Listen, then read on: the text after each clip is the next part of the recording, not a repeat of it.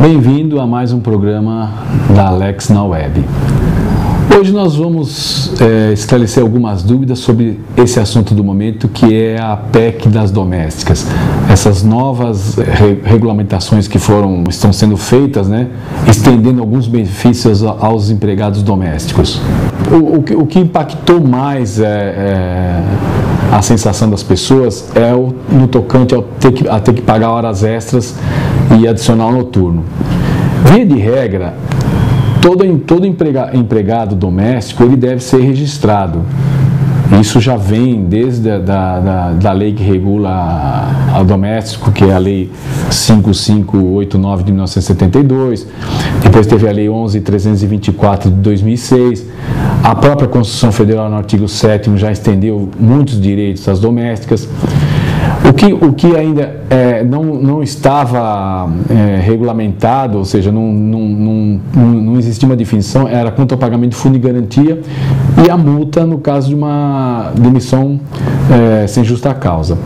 Para que se obrigue o recolhimento do fundo de garantia, é necessário que haja uma lei. E não há lei que mande pagar fundo de garantia para o empregado doméstico. Então vai ter que surgir agora uma lei para regulamentar como é que vai ser feito o pagamento desse fundo de garantia.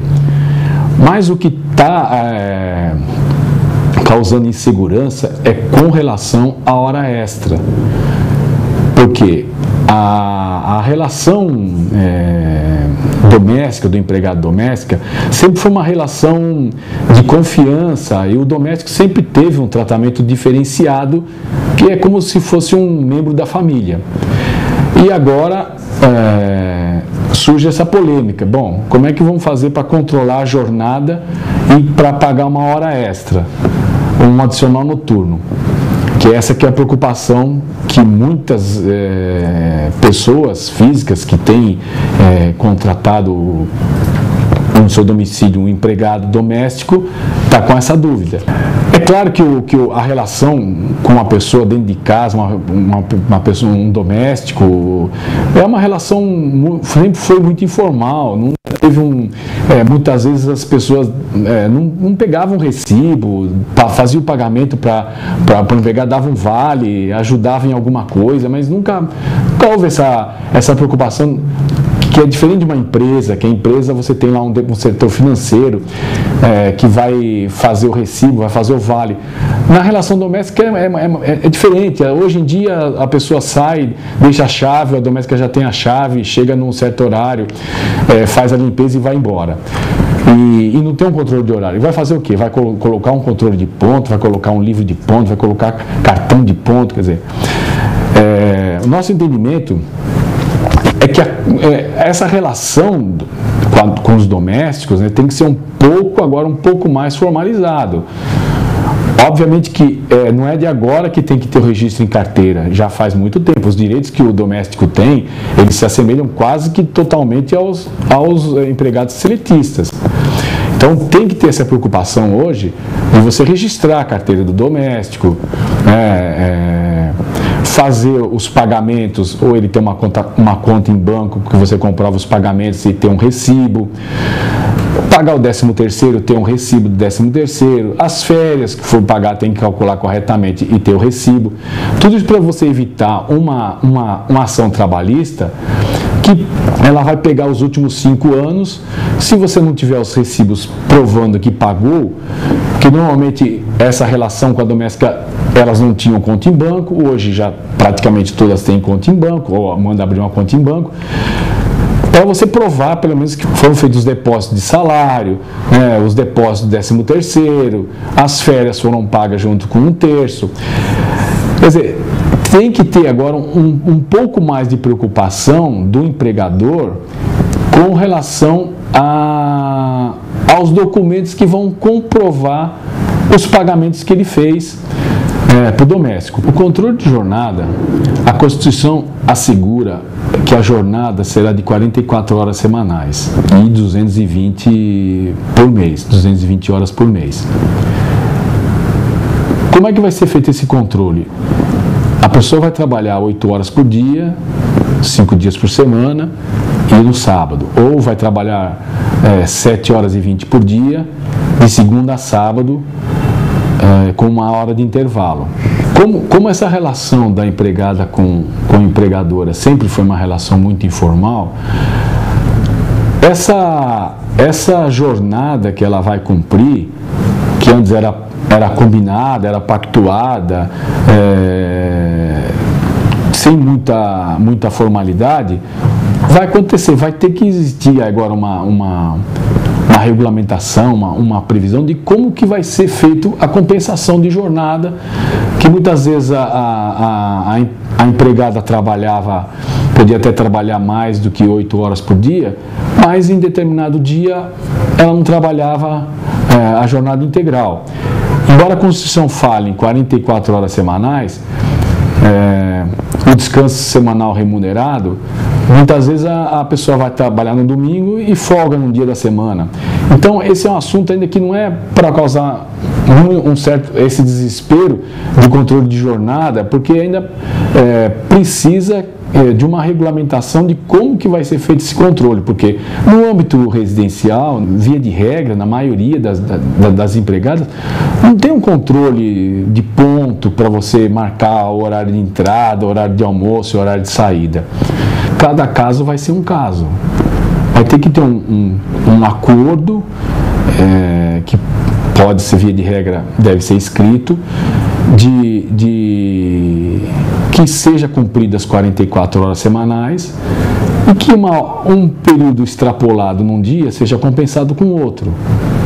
Se ela trabalhar 10, 12 horas num dia, talvez no outro dia que ela precisar, ou na semana que não precisar, ela saia mais cedo e se ajuste de modo que dentro da semana ela cumpra as 44 horas de trabalho. Existem, obviamente, que situações diferenciadas, situações especiais. No caso de empregada que dorme no emprego, que tem que às 6 horas da manhã colocar o café para a família, para as crianças irem para a escola.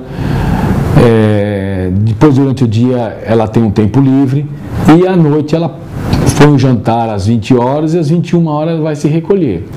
Preocupação. Bom, ela começa às 6, vai até às 21 horas. Então, são 15 horas de jornada. Que ela tem 1 hora de almoço, são 14. E aí, vai pagar menos 8 horas do horário normal, vai pagar mais 6 horas extras para ela. Essas situações, mesmo aquelas que são motorista, enfermeira, são situações específicas que não que seja menos preocupante, mas não é o que acontece com a maioria dos empregadores. Então, são situações mais específicas que devem ser tratadas de um modo no particular e contratando ou consultando um advogado para ver como que você pode se prevenir com relação a essa jornada, como que pode compensar, qual acordo que você pode fazer.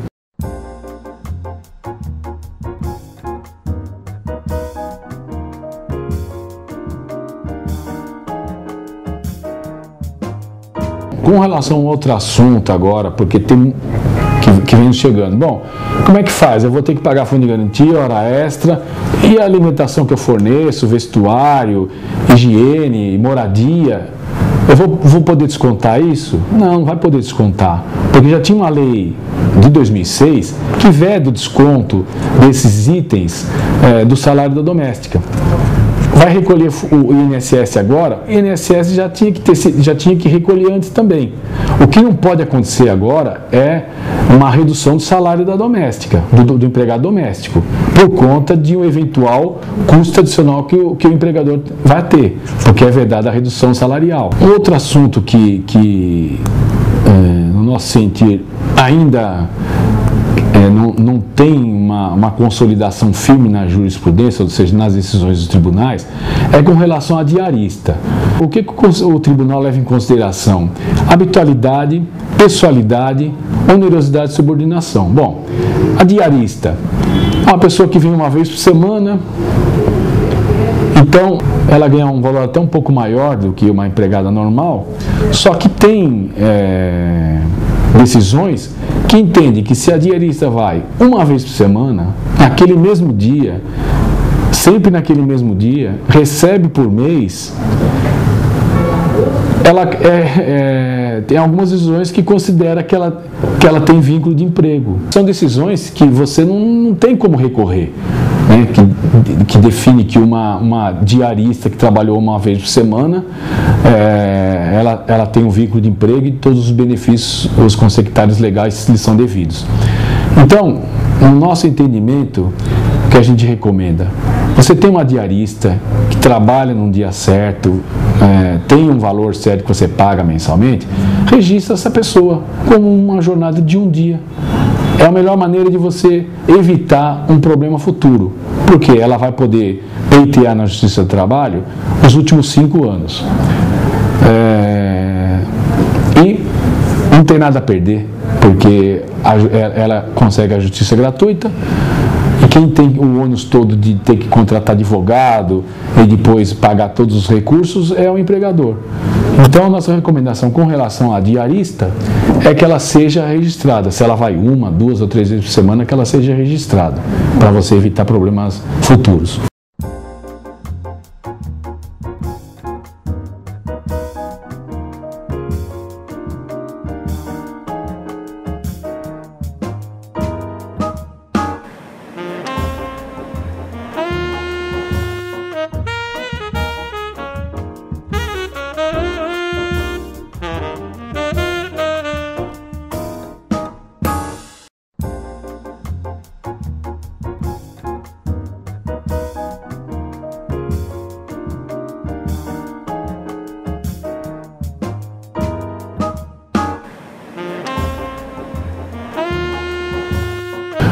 O objetivo desse trabalho, dessa exposição, essa troca de ideia que nós estamos fazendo, não é para levantar preocupação e as pessoas aí tomarem atitudes impensadas, né? Porque realmente a relação do empregador com o empregado doméstico é uma relação de confiança, né? É um tratamento diferenciado, ele é quase que um membro da família. Só que o intuito dessa conversa é os empregadores se prevenirem, né? Se prevenirem para evitar uma demanda trabalhista. Então, fazer os registros na carteira, recolher os encargos no INSS, se tiver que extrapolou uma jornada, faz o pagamento de hora extra. Porque uma demanda trabalhista do empregado doméstico é o único que tem o poder de penhorar o imóvel que é o bem de família. A lei que trata da impenhorabilidade do bem de família, ela não exclui o empregado doméstico. Então, por isso que há essa preocupação maior de começar a ter os controles, começar a fazer os registros, porque uma eventual execução do empregado doméstico, ele recai sobre o imóvel onde ele trabalha, ainda que esse seja o único imóvel da família. E nós estamos falando hoje, vamos dizer, um salário do empregado doméstico em torno de, que seja o mínimo, vai R$700. Se você não tem o controle de pagamento das férias, do 13º, ao longo de 5 anos, se ele pleitear férias, são 5 anos de férias, 13º mais 5, que você não tem o registro. Então, a grosso modo, nós estamos falando em quase 7, 8 mil reais aí de um passivo que você já sai devendo, né? Se eu for considerar as férias dos últimos 5 anos, mais 1/3, for considerar os 13º, que você eventualmente pagou, mas não tem recibo, então a ação já começa a ficar com um valor elevado. E com juros e correção monetária do tempo que pode demorar essa ação, que a partir do momento que ela distribui uma ação, já começa a correr os juros de 1% ao mês. Ainda que leve todo um processo judicial que demore 5, 6 anos, no final, essa conta vai ser uma conta bem pesada, bem elevada, que pode comprometer como eu já falei anteriormente, até o imóvel, se o empregador não tiver recursos para suportar com o pagamento dessa numa eventual execução. Veja, essa discussão não é só pelo fato dessa PEC que foi aprovada, que está ampliando alguns direitos do empregado doméstico, como hora extra, adicional noturno, fundo de garantia. Mas a prevenção tem que ser como um todo, né? Porque muitos direitos hoje que eles já têm, já são assegurados desde a primeira lei, desde a lei que foi instituída em 1972, a lei 589 de 72, depois teve a lei 11.324 de 2006 e o artigo 7º da Constituição. Então, ele já tem muitos direitos assegurados que agora é que está se levantando mais esses pontos em relação à hora extra e adicional noturno de fundo de garantia. Só que esses novos direitos que estão sendo incorporados, em relação ao que os empregados já tinham, não são tão significativos assim. Geram preocupação, mas tem que se verificar todos os direitos que ele tem no conjunto, além desses novos que alguns ainda terão que ser regulamentados, como é o caso do fundo de garantia. O fundo de garantia ainda não é obrigatório, porque não tem lei aprovada no Congresso que institui a obrigatoriedade do fundo de garantia. Mas existem muitos outros direitos que já são assegurados e que talvez agora é que as pessoas estão começando a se preocupar com esse tipo de situação. Então fica à disposição para que precisar em termos de esclarecimentos, e espero que esse nosso breve bate-papo, essa breve conversa tenha servido para acalmar um pouco as pessoas aí com relação a essas novas regras, novas leis que vão surgir com o empregado doméstico. E nós ficamos à disposição para esclarecer dúvidas, sugestões, críticas que quiserem nos mandar. Pode entrar em contato aqui pelo site abaixo. E até o próximo programa.